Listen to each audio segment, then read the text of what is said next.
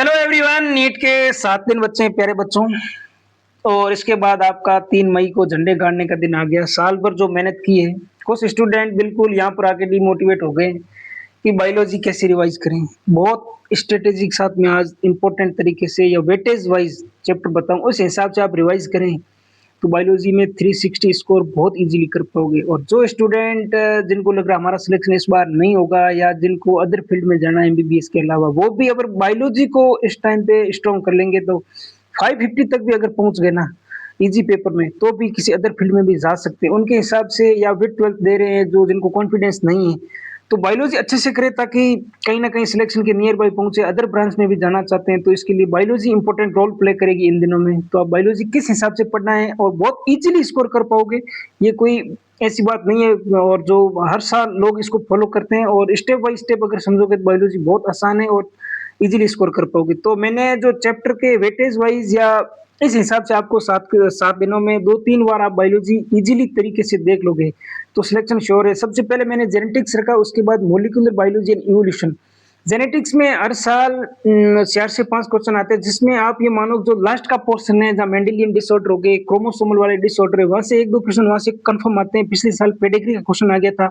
और उससे पहले आप मेंडेलियन जेनेटिक्स पे उधर जाए तो mono hybrid, di hybrid cross और कभी कभी डायरेक्ट रेशियो पे क्वेश्चन आ सकता है।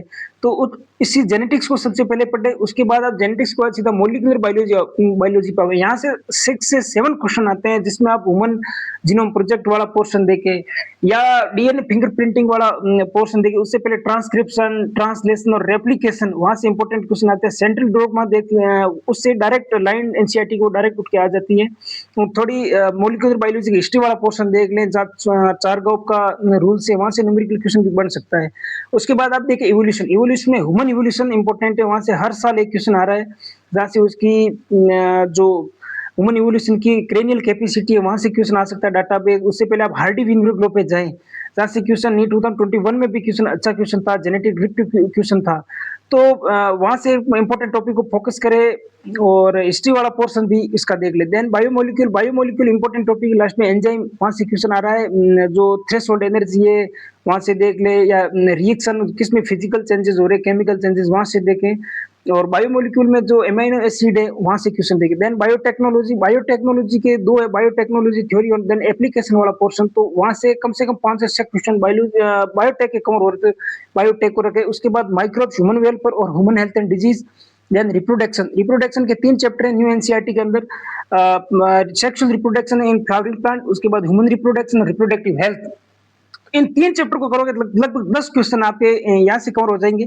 उसके बाद इकोलॉजी आप एनसीईआरटी से ही पढ़नी, बाहर से बिल्कुल ना पढ़े, क्योंकि एनसीईआरटी में इसको न्यू एनसीईआरटी में बिल्कुल शॉर्ट कर दिया है। तो 2 से 3 चैप्टर है और इजीली इनको रिवाइज करोगे तो इकोलॉजी से काफी अच्छे क्वेश्चन है। इसके बाद आप प्लांट फिजियोलॉजी में 2 से मतलब 2.5 से 3 चैप्टर लगभग आप माने तो इतनी देर के, क्योंकि फोटोसिंथेसिस हायर प्लांट और रेस्पिरेशन इन प्लांट और लास्ट में जो हार्मोनल प्लांट है उनमें नॉर्मल सा दिया गया, तो उससे पढ़े, वहां से डाटाबेस क्वेश्चन उठ सकते हैं। उसके बाद आप ह्यूमन फिजियोलॉजी को प्रिपेयर करें। तो पहली स्लाइड में मैंने बताया, तो यहाँ से आपका लगभग 60% बायोलॉजी यहाँ से कवर हो जाएगी। इसी सीक्वेंस में आप पढ़ोगे तो यहाँ होगा। दूसरा जो मैंने सीक्वेंस यहाँ लिया है वो है, तो सेकंड स्लाइड में है सेल साइकिल, सेल डिवीजन, इसको देख ले। और सेल साइकिल वाला जो चैप्टर है इसमें से 1-2 क्वेश्चन पक्के आते हैं, प्रोफेज, मेटाफेज, एनाफेज और टीलोफेज। देन म्यूसिस फर्स्ट के जो लेप्टोटीन, जाइगोटीन, पैकाटीन, डिप्लोटीन और डायाकाइनेसिस वाला है, वहां से देख ले इंपॉर्टेंट क्वेश्चन वहां से उठता है। या हो सकता है कि एनटीए का जो न्यू ट्रेंड है उसमें जो डायग्राम बेस्ड क्वेश्चन आते हैं वो सेल साइकिल और सेल डिवीजन वाले से आ सकते हैं। देन आप पढ़े प्लांट डाइवर्सिटी के 3 चैप्टर हैं।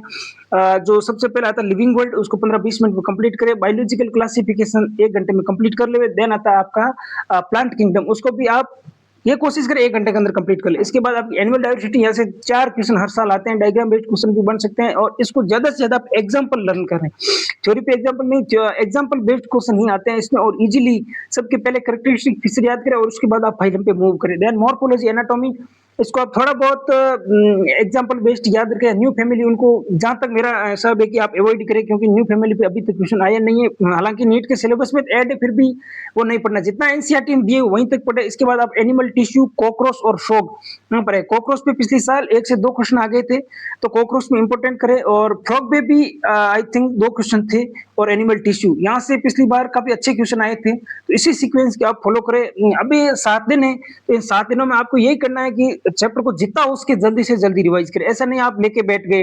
जो शुरुआत अपन करें एनसीईआरटी वहाँ थ्योरी का पोर्शन है, जो इसकी हिस्ट्री दे रखी है उसको फटाफट देख के चलें। देन जहाँ से करें कि एनसीईआरटी के इंपॉर्टेंट अपडेट है या इंपॉर्टेंट डाटाबेस क्वेश्चन है, जहाँ से हर साल एनटीए क्वेश्चन देता है, तो वहीं से पढ़ें और फास्टली रिवाइज करें। इसी सीक्वेंस में आप पढ़ोगे तो हो सकता है आप 2 से कम 2 बार 7 दिन में रिवाइज कर लें। और जो मॉर्फोलॉजी, एनाटॉमी हो गया, उसके जो एग्जाम्पल बेस्ड क्वेश्चन है उन्हीं को लर्न करें ताकि आपकी बिल्कुल एरर लेस पेपर होने की पूरा पूरा चांस है। Thank you.